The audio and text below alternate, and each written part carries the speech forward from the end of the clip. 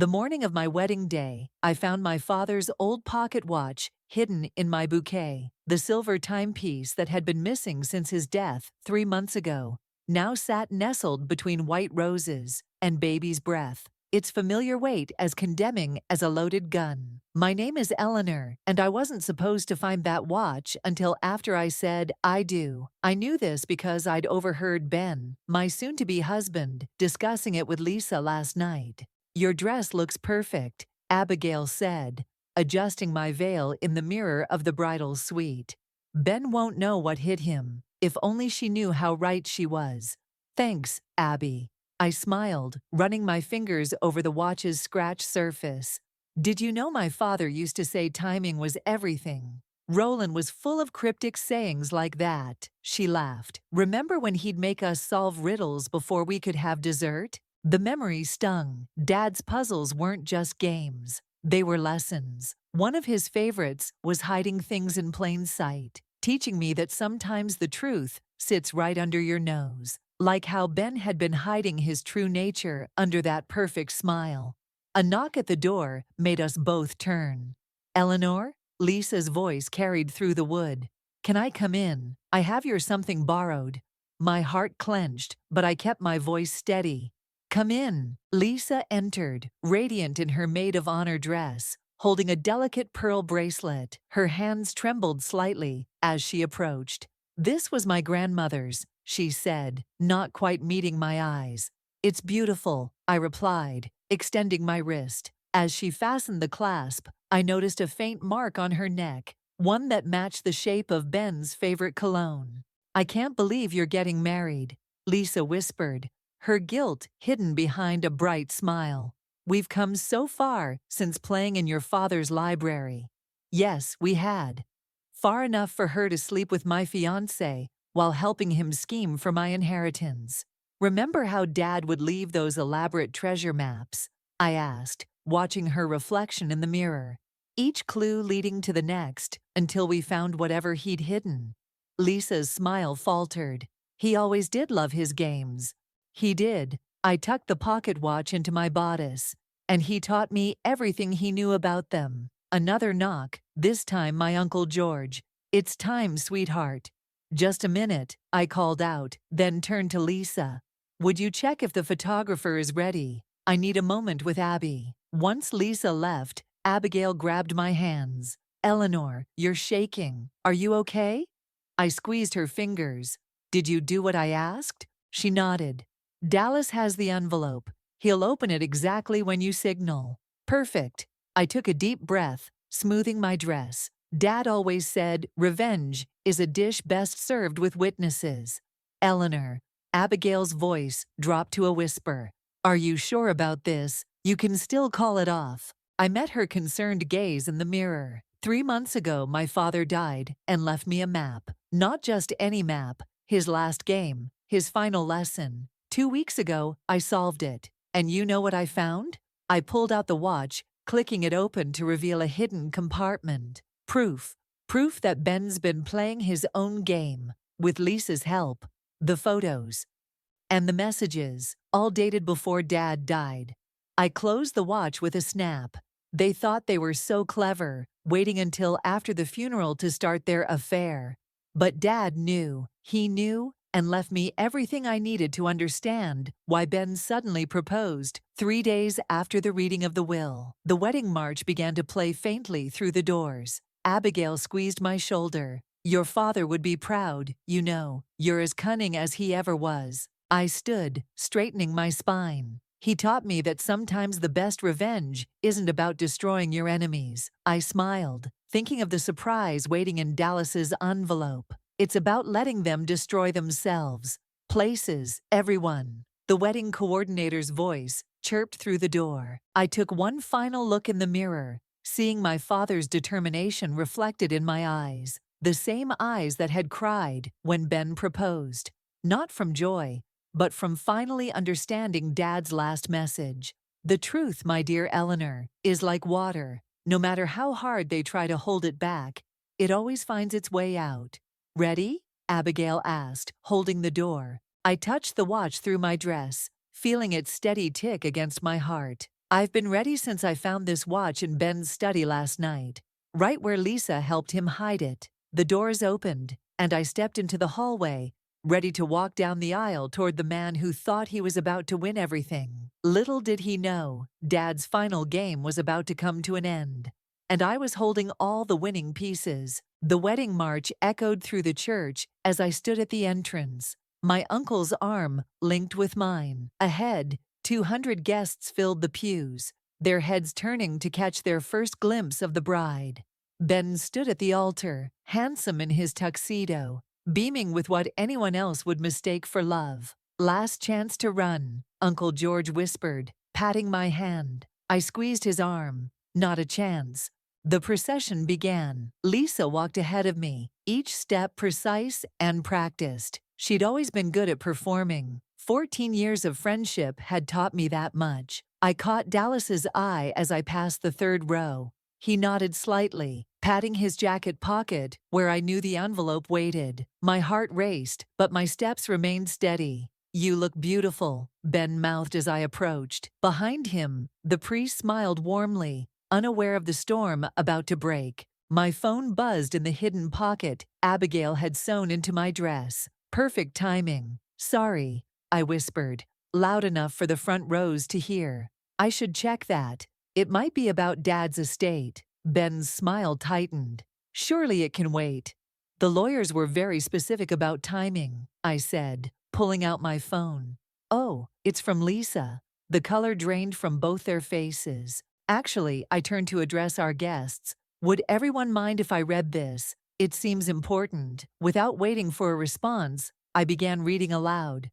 "Ben, I can't watch you do this. Eleanor deserves to know the truth about us, about last night, about everything." Gasps rippled through the church. Ben stepped forward, reaching for my phone. "Eleanor, this isn't—" "Let me finish," I said sweetly, stepping back. "I love you. I've loved you since that first night 3 months ago. Please don't marry her just for the money. Choose me instead." Lisa swayed on her feet. "I didn't. That wasn't meant to. Send that text?" I finished for her. "No, you didn't. But you wrote it, didn't you? It's still in your drafts folder. I saw it when you left your phone in the bridal suite." Ben grabbed my arm. "Eleanor, let's talk about this privately." I yanked free, like how you and Lisa talked privately in my father's study last night. "The walls are thin, Ben, and you really should check for security cameras before having intimate conversations." More gasps. Someone in the back started filming. "Dallas," I called out. "Would you share what's in that envelope?" Dallas stood, hands shaking slightly, as he opened the envelope. "They're photographs," he announced, voice carrying in the stunned silence, "of Ben and Lisa, dating back to 3 months ago, the day after Roland died." Ben lunged for Dallas, but my uncle stepped between them. "Don't," Uncle George warned. "You've done enough." "You don't understand," Ben pleaded, turning to me. "Your father's estate, the conditions of the will, required you to marry me within 6 months of his death to access the full inheritance," I finished. "Yes, I know. Dad was very specific about that, almost like he knew someone might try to take advantage." Lisa burst into tears. "Eleanor, I'm so sorry. We never meant—" "To get caught?" I pulled out the pocket watch. Fun fact about my father: he never lost anything in his life. Every misplaced item, every missing paper, it was all part of some elaborate lesson. I opened the watch, revealing a tiny USB drive. "Like this watch, which he knew you'd help Ben hide, Lisa. He wanted me to find it exactly when I did." The priest cleared his throat. "Perhaps we should—" "Oh, we're almost done," I assured him. "I just have one last thing to share." I turned back to the guests. "My father's estate isn't what you think. The money, the properties, they're all going to a charitable foundation, one that specifically helps victims of fraud." Ben staggered. "But the will was another of Dad's games. The real will is on this drive, along with recordings of every conversation you two had about stealing my inheritance." I smiled at their shocked faces. "Dad always said the best trap is one where the prey walks in willingly." "You knew?" Lisa whispered. "You knew all along." Not all along, I admitted, but long enough to let you both dig your own graves. Dad taught me that too. Sometimes justice is letting people reveal their true nature. I handed the watch to Uncle George and turned to our guests.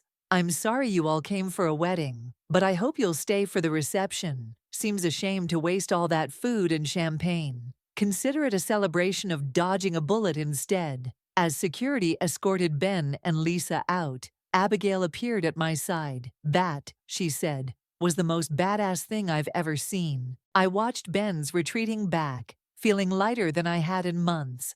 Dad used to say that revenge is sweetest when served with style.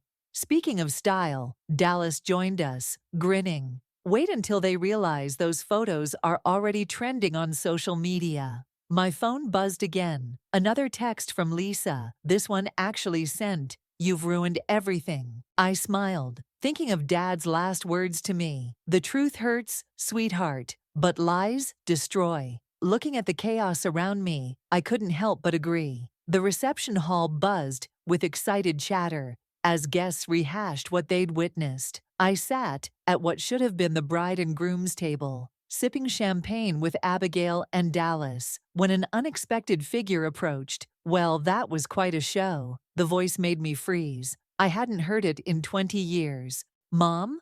I set down my glass, studying the elegant woman before me. "I don't remember sending you an invitation." Melina smiled, her perfectly painted lips curving up. "Your father did. Before he died." "Of course he did." I laughed bitterly. "Another piece of his grand puzzle?" "May I?" She gestured to an empty chair. When I nodded, she sat, smoothing her navy dress. "You're so much like him. The way you orchestrated everything today." Pure Roland.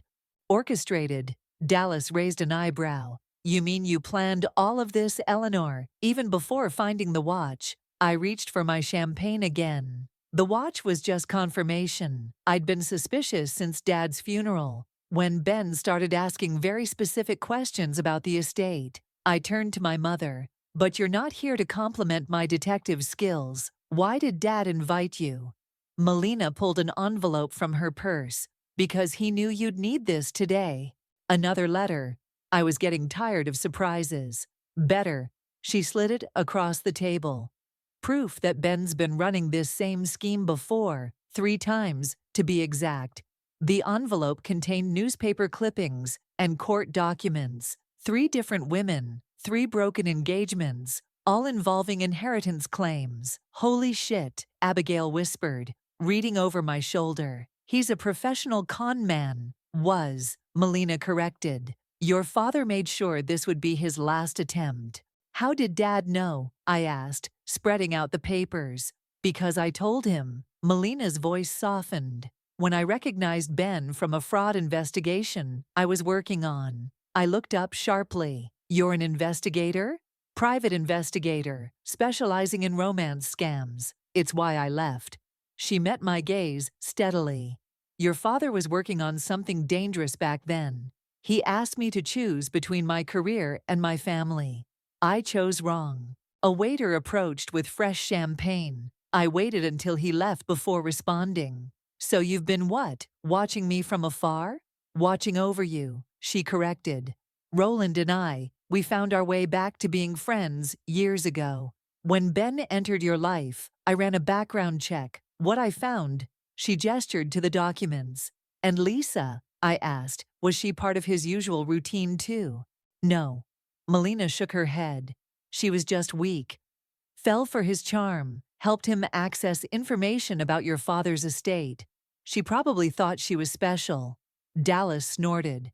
"Speaking of special, you should see what people are saying online about them." He handed me his phone. Social media was exploding with clips from the ceremony. Wedding revenge, trending alongside photos of Ben's shocked face. "Dad would have loved this," I murmured. "The whole world watching justice unfold." "He did love his audiences," Melina agreed. "But Eleanor, there's more you need to know. About the estate, about why he set up the 6-month marriage clause." A commotion by the entrance cut her off. Lisa had returned, mascara streaked down her face. "You've had your revenge," she shouted, stumbling slightly. "Are you happy now?" I stood slowly. "Actually, yes, very. We were friends," Lisa's voice cracked. 14 years, Eleanor. Doesn't that mean anything?" "It meant everything," I replied calmly. "Until you helped my fiancé try to steal my inheritance the day after my father died. He loved me." Lisa took a step forward, but security moved closer. "He only wanted the money so we could be together." I picked up one of the newspaper clippings. "Like he loved Jessica in Seattle? Or Maria in Boston? Or Patricia in Chicago?" I watched comprehension dawn on her face. "You weren't special, Lisa. You were just convenient." She grabbed the clipping, hands shaking. "This can't," he said. "He said what you wanted to hear." I softened my tone. "Just like he did with me and all the others. The difference is, my father saw him coming." Lisa crumpled to the floor, sobbing. As security helped her up, she looked at me one last time. "I really am sorry." "I know." I sat back down, suddenly exhausted. That's what makes it worse. After she was gone, Melina touched my hand. "Your father left you one more thing. When you're ready to hear about it." I studied her face, so familiar, yet strange. "More secrets." "More truth," she corrected. "About why he played these games, why he taught you to solve puzzles, why he knew someone would come for his money." Abigail leaned forward. "Because someone tried before." Melina's expression darkened. "Because someone succeeded. 25 years ago, your father lost everything to a con man. Everything except his most precious possession." She squeezed my hand. "You."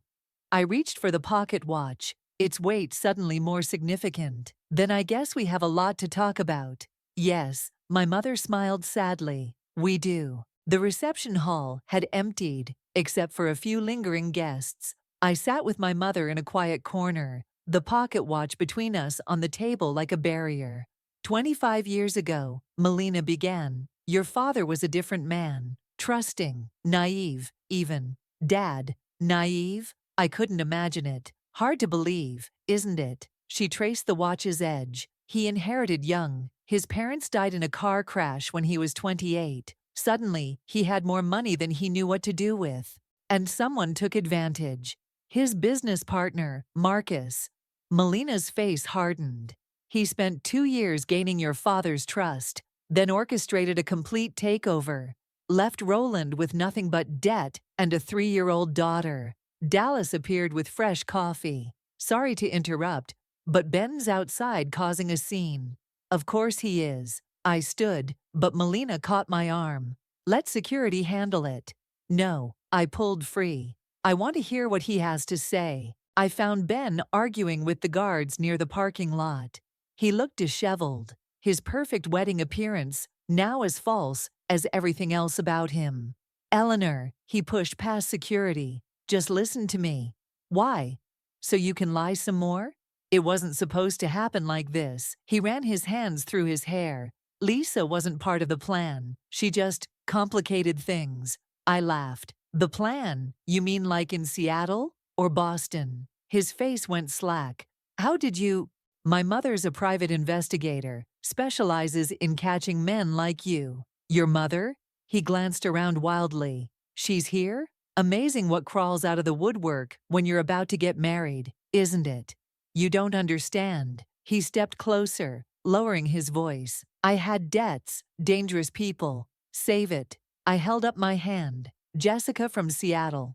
She told my mother the same story about you, word for word." A car door slammed nearby. Lisa emerged, looking more composed than before. "Perfect timing," I called out. "Ben was just explaining how you complicated his plans." Lisa froze. "What?" "Tell her, Ben." I crossed my arms. "Tell her about the other women, the other inheritances." "He's done this before," Lisa's voice cracked. 3 times. I pulled out my phone, showing her the news articles. Each time, he found a wealthy woman, orchestrated a whirlwind romance, then vanished with whatever he could get before the wedding. "You bastard." Lisa's hand connected with Ben's face in a satisfying crack. "I threw away my best friend for you." Lisa, baby, please. Ben reached for her, but she backed away. Don't baby me. She turned to me, tears streaming. Eleanor, I know I don't deserve it, but there's something you should know. About your father's study. Ben lunged forward. Shut up. There's a safe, Lisa continued, dodging him. Behind the painting of the lighthouse. Ben made me help him look for the combination. I smiled. The one with the false bottom. They both stared at me. Dad's first lesson, always have a decoy. I pulled out the USB drive again. The real safe is under the floorboards, which you'd know if you'd actually managed to open the fake one. What's in it? Ben demanded. Evidence. Melina appeared behind me. Enough to put you away for a very long time. Who the hell are you? Someone who's been watching you for longer than you know. She handed him a business card. I suggest you leave town, tonight, before I send this evidence to my colleagues in Seattle. Ben's face went pale. He backed away, then turned and ran to his car. That's it? Lisa asked. He just gets away. Oh no, I watched his taillights disappear. The police in Seattle are already waiting. Dad made sure of that. Lisa wiped her eyes. Your dad really did think of everything. Almost everything. I faced her. He didn't expect you to betray me. I never meant. She stopped, shaking her head. No more excuses. I was selfish and stupid, and I destroyed the best friendship I've ever had. Yes, you did. The thing is, Lisa continued, when I was helping Ben search the study, I found something else. A letter, addressed to you, about your mother. Melina stiffened beside me. I know about the letter, I said. Dad left it with the USB drive. No, this was different. It explained why she really left. Lisa glanced at Melina. It wasn't just about her career choice. It was about Marcus. Marcus? I turned to my mother. The man who stole Dad's money. Melina's face had gone white. We should continue this inside. No. I stood my ground. Tell me now. What does Marcus have to do with you leaving? Because, Melina whispered, he was my brother. And he's the reason I became a private investigator, to stop him from doing to other families what he did to ours. The pocket watch felt heavy in my hand, as pieces of my father's puzzle clicked into place. This wasn't just about Ben or Lisa, or even my inheritance. This was about something much bigger, and we were just getting started. Back in my father's study, I watched Melina pace between the towering bookshelves. The room still smelled like him, leather, old paper, and pipe tobacco. Marcus was brilliant, she said, running her fingers along the spines of leather-bound books. And cruel, he could charm anyone into anything. Like brother, like sister, I couldn't keep the bitterness from my voice. I deserved that. She stopped at Dad's desk. But I never charmed your father. I fell in love with him, despite knowing what Marcus planned. Which was what, exactly? To take everything. She picked up a framed photo of me as a child, sitting on Dad's lap. Roland's parents left him a fortune, but more importantly, they left him connections, business relationships Marcus could exploit. Abigail appeared in the doorway. Sorry to interrupt, but Dallas just got word from Seattle PD. They arrested Ben trying to board a flight to Mexico. Good, I turned back to my mother. Continue. I was supposed to help Marcus, she said, setting down the photo. Get close to Roland, find his weaknesses. Instead, I warned your father, but it was too late. Marcus had already set his plan in motion. So you ran? The accusation hung heavy in the air. I left to track Marcus, to stop him from doing it again. She pulled out her phone, showing me a database of faces. Every con artist, every scammer I've caught. It was all to make up for what my brother did. Except Marcus himself. He's good at disappearing, she sighed. Until now, I sat up straighter. What do you mean? Your father's last message to me. She pulled out an envelope, weathered and creased.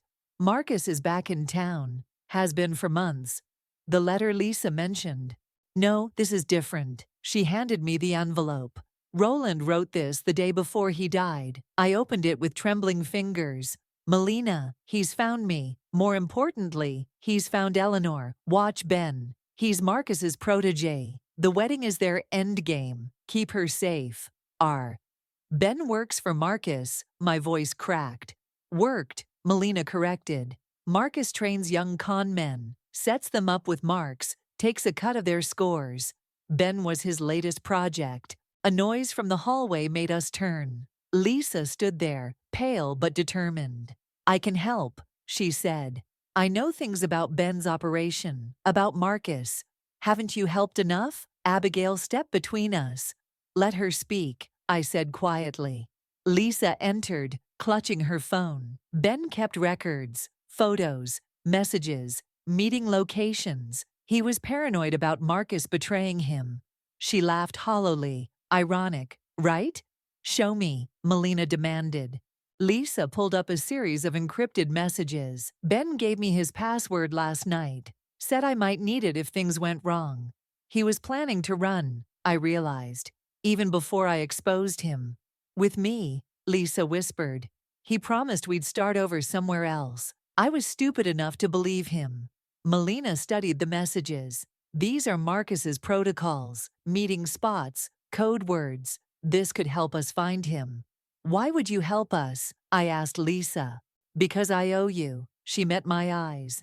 And because Ben used me just like he used you. Like Marcus used all of us. My phone buzzed. A text from Dallas. You need to see the news, now. I pulled up a local news site. The headline made my blood run cold. Local business mogul found dead in hotel room. Marcus, Melina breathed, reading over my shoulder. He staged his own death. How can you be sure? Because this is what he does. She grabbed her coat. He's making his exit, which means he's coming for the money, I finished. Dad's real fortune. What real fortune? Lisa asked. I thought it all went to charity. I walked to the lighthouse painting, swinging it aside to reveal the fake safe. Dad's last puzzle. The charity foundation is real, but it's not getting everything. I knelt, prying up the floorboard beneath the safe. There's another account, one Marcus never found 25 years ago. Inside the hidden compartment lay a single key card. Offshore? Melina asked. I nodded. Dad's insurance policy. He knew Marcus would return someday. So what now? Abigail asked. I stood, clutching the key card. Now we set a trap. Marcus thinks he's orchestrating some grand finale. I smiled, feeling my father's spirit in the room. Let's give him one he'll never forget. Eleanor, Melina warned, Marcus is dangerous. So am I. I pocketed the card. Dad taught me every trick, every puzzle, every game for a reason. He knew this day would come. Lisa stepped forward. I know I don't deserve to ask, but let me help. Please, let me make this right. I studied her face, the guilt, the determination, the fear. Okay, I said finally. But remember, betray me again, and what I did to Ben will look like a kindness. She nodded solemnly. Good. I turned to my mother. Time to finish what you started 25 years ago. Outside, thunder rolled across the sky. A storm was coming, and we would be ready. The storm raged outside as we gathered in my father's study, preparing our trap. Dallas had brought his laptop, and Lisa was logging into Ben's accounts. There, Lisa said, pointing to a calendar entry. Marcus has a standing reservation at the Golden Crown Hotel every Thursday, private dining room. Tomorrow, Melina noted. Convenient. Too convenient, I agreed. He wants us to find this. Abigail leaned forward. So we're walking into a trap. No, I smiled. He's walking into ours. I pulled out my father's pocket watch. Dad left us everything we need. We just have to follow his breadcrumbs. The watch's hidden compartment contained more than the USB drive. Behind it was a tiny key, the safety deposit box. Melina breathed. Roland told me about it years ago. Which bank? Dallas asked, fingers hovering over his keyboard. First National, I said. Dad's old friend Thomas still works there. The one who helped him hide his money from Marcus? Lisa asked. I nodded. We need to move fast. That death notice won't keep Marcus hidden for long. A crack of lightning illuminated the study, followed by a power flicker. When the lights stabilized, Melina was holding her phone. Just got a text from my contact at the morgue, she said. The body identified as Marcus. Dental records were falsified. Of course they were. I stood, pacing like Dad used to. He's playing dead to throw off suspicion. Meanwhile, he'll try to access the account before anyone realizes he's alive. But he needs both signatures, Abigail pointed out. Yours and your father's. No, I stopped at Dad's desk. He needs mine and my mother's. Dad changed the authorization 3 months ago. Melina's head snapped up. What? That's why he invited you to the wedding. I pulled out the letter Lisa had mentioned earlier. He knew Marcus would make his move soon, knew we'd need to work together to stop him. Eleanor, Melina's voice cracked. I never meant to abandon you. I know, now. I handed her the letter. Dad explained everything. About how Marcus threatened to hurt me if you didn't leave. About how you've been protecting me from afar all these years. Lisa's phone chimed. Ben's been processed in Seattle. He's talking to prosecutors. Good. I turned to Dallas. How's the online situation? Twitter's still buzzing about the wedding. News of Marcus's death is trending locally. He grinned. Perfect cover for whatever we're planning. Thunder crashed again as I laid out my father's last puzzle pieces on his desk. The watch, the key card, the safety deposit box key, and a small notebook I'd found hidden in his library. Marcus thinks he knows everything about Dad's fortune, I said. But he only knows what Dad wanted him to know. The real money. It's been moving for 25 years, growing, splitting into new accounts. Like a hydra, Melina mused. Cut off one head. 2 more appear. I opened the notebook. Every transaction, every transfer created a new trail. Dad made it impossible for anyone to take everything at once. Unless they had all the keys, Lisa realized. And all the right people. I looked at my mother. Marcus needs both of us to access the main account. He'll try to manipulate that somehow. The hotel meeting, Abigail said. He'll expect you to show up looking for answers about Ben. Exactly. I turned to Lisa. That's where you come in. Me. Marcus doesn't know we've caught Ben. Doesn't know you've turned on him. I met her eyes. You're our wild card. Lisa straightened. What do you need me to do? Play the grieving other woman. Tell Marcus that Ben betrayed you, that you want revenge. I smiled grimly. Make him think you're as desperate and greedy as he is. While we set up the real trap, Melina added, catching on. Another lightning flash, another power flicker. In that brief darkness, I felt my father's presence, guiding us through his final game. Tomorrow night, I said, Marcus thinks he's finishing what he started 25 years ago. Instead, he's going to learn why Dad always said the best revenge takes patience. And family, Melina added softly. I reached for her hand across the desk. For the first time in 20 years, I felt complete. Daughter, mother, father's legacy, all aligned against a common enemy. Dallas, start the digital trail. Make it look like we're panicking about Marcus's death. I turned to Lisa. You'll need to prepare your story. Make it convincing. Trust me, she said. I know exactly how to play a woman scorned by lies. Abigail, you're our eyes outside the hotel. Any sign of Marcus's real crew, you alert us immediately. What about me? Melina asked. I picked up the pocket watch, its steady ticking a reminder of Dad's patience, his planning, his love. You and I, Mom, are going to remind Marcus why he should have left our family alone. I opened the watch one last time, revealing a final hidden compartment with a small note inside. The game isn't over until all the players learn their lesson. Love, Dad. Tomorrow, Marcus would learn his. And this time, our family would win together. The Golden Crown Hotel's private dining room felt like a stage set for the final act of a play. I sat across from Marcus, studying the face that had haunted my family for 25 years. He looked older than his photos, but his eyes held the same calculating gleam. My dear niece, he smiled, pouring wine. Finally, we meet. Spare me the family reunion act, I said. Where's Ben? Arrested, I hear. Shame. He sipped his wine. He had such potential. Through my earpiece, I heard Abigail's voice. Lisa's in position. Melina's ready. You trained him well, I said. The crying about dangerous debts was especially convincing. Marcus laughed. He always did overplay that part. But then, you'd know all about playing parts, wouldn't you? He pulled out his phone, showing me security footage of last night's meeting in Dad's study. Planning your little trap?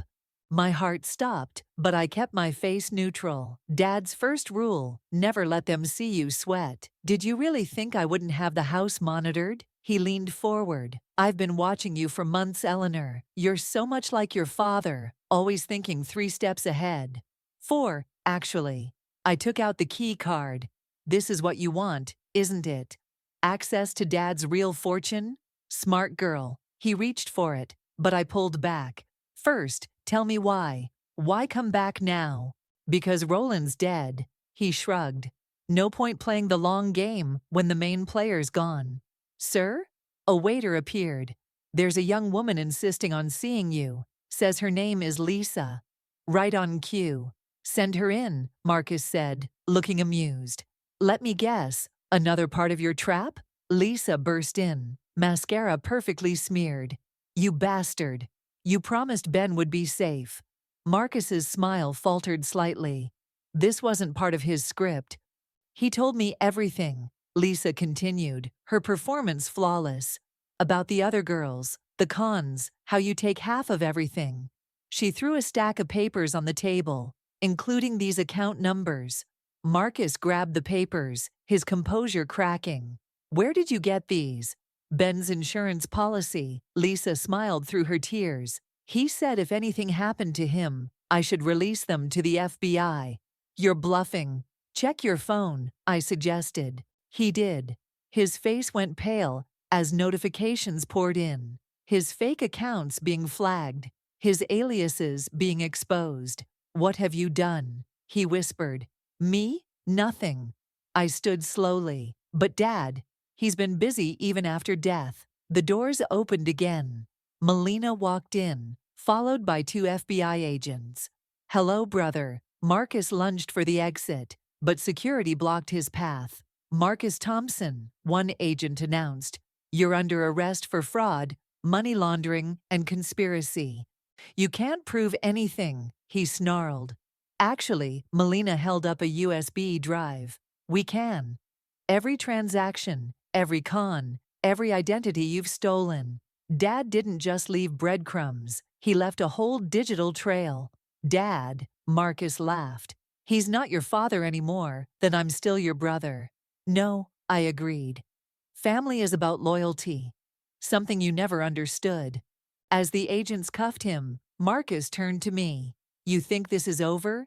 That fortune is still out there. Others will come for it. Let them try. I showed him the key card. But they should know, it's a fake.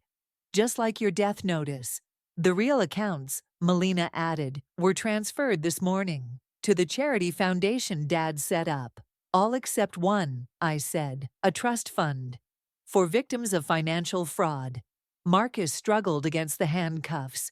You're lying. Like father, like daughter. I smiled. He taught me everything about playing the long game. Lisa stepped forward, including how to spot a fake security feed. She held up her phone, showing the real footage from Dad's study, completely empty last night. Marcus's face contorted with rage. You planned this, all of it. No, I said. Dad did. 25 years ago, when you first betrayed him. Every puzzle, every game he taught me, it was all preparation for this moment. The agents led him toward the door. He stopped, turning back one last time. Roland would be proud, he spat. You're just as manipulative as I am. No, Melina said quietly. She's better, because she uses it to protect people, not destroy them. After Marcus was gone, Lisa collapsed into a chair. I can't believe that worked. Dad always said the best cons are based on truth, I said. Marcus was so convinced he knew our plan. He never saw the real one coming. Speaking of plans, Abigail's voice came through our earpieces. Dallas says Ben's agreed to testify. Marcus's whole network is about to fall. I touch the pocket watch in my jacket. Dad used to say revenge is a dish best served with family. Melina hugged me. And for the first time since I was 3, I let myself feel safe in my mother's arms.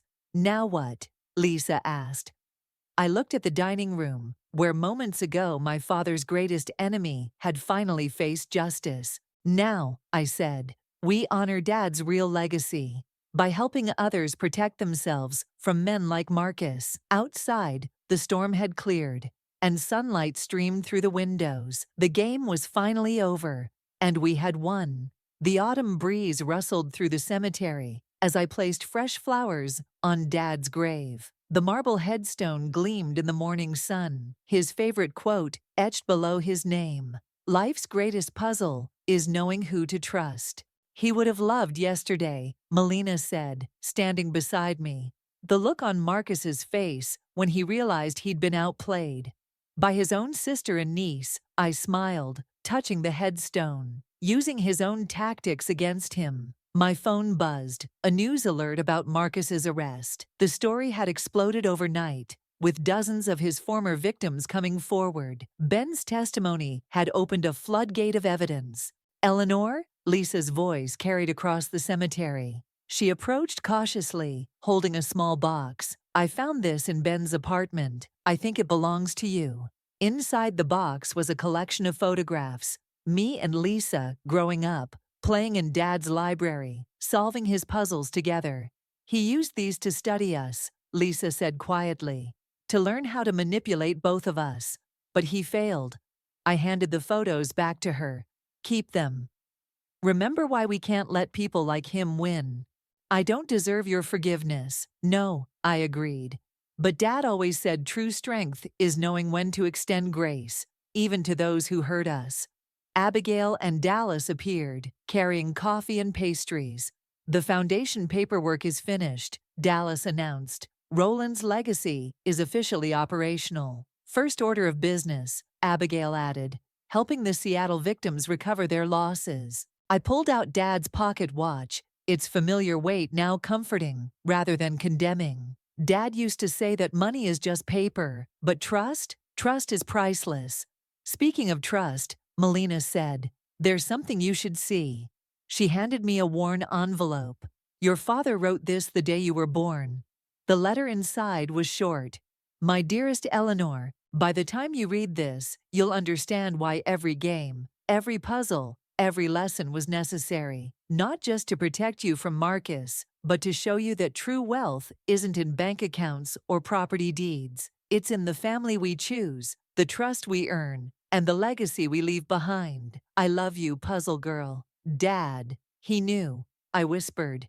He knew someday I'd need to understand why he raised me the way he did. He knew you'd need to be stronger than Marcus, Melina said. Smarter than Ben, more resilient than any of them. Lisa wiped her eyes. And more forgiving than most people would be. The Foundation's first meeting is this afternoon, Dallas reminded us. The board's waiting to meet their new director. I looked at the small group gathered around my father's grave. My mother, who'd spent 20 years protecting me from afar. Lisa, seeking redemption through helping others.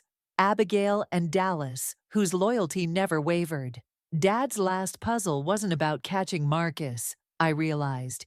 It was about bringing us all together, creating something good from something bad, like turning a failed wedding into a fraud prevention foundation. Abigail grinned. Exactly. I tucked the watch into my pocket. Ready to help some people get their lives back? As we walked to our cars, Lisa caught my arm. I've been thinking about what you said, about grace. I want to help, really help, not just with the foundation, but with finding other victims. I know how these scams work now. Good. I squeezed her hand. Because we've got work to do. At the Foundation's office, a crowd of Marcus's victims waited. Their faces showed the same pain I'd seen in my father's eyes 25 years ago. The hurt of betrayal, the shame of being fooled.